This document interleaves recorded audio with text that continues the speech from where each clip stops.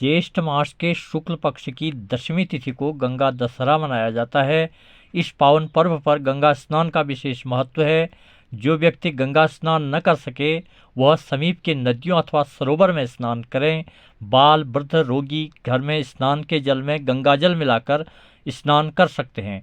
वैसे तो यह पर्व संपूर्ण भारतवर्ष में मनाया जाता है, परंतु देवभूमि उत्तराखंड के कुमाऊं संभाग में इसे गंगा दशहरा न कहकर दशयार या कहीं कहीं दसार कहते हैं।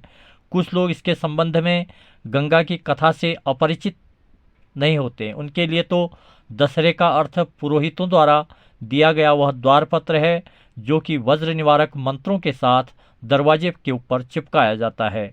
इस दिन पुरोहित लोग सफ़ेद कागज पर विभिन्न रंगों का रंगीन चित्र बनाकर उसके चारों ओर बहुवर्ती कमल दलों का अंकन किया जाता है, जिसमें लाल, पीले, हरे रंग भरे जाते हैं। इसके बाहर वज्र निवारक 5 ऋषियों के नाम के साथ मंत्र लिखा जाता है।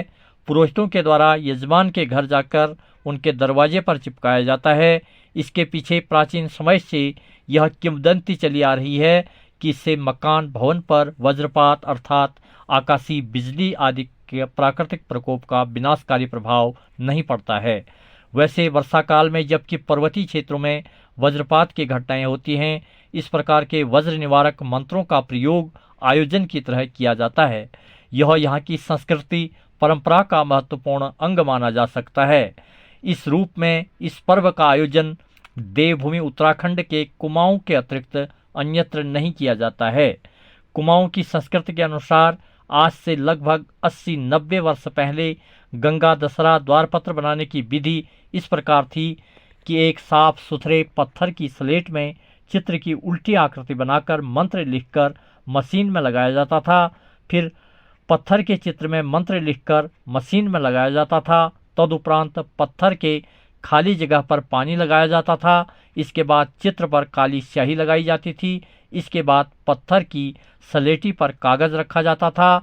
ऊपर से भारी चीज से दबाया जाता था, जिससे पत्थर में बने चित्र कागज में छप जाते थे।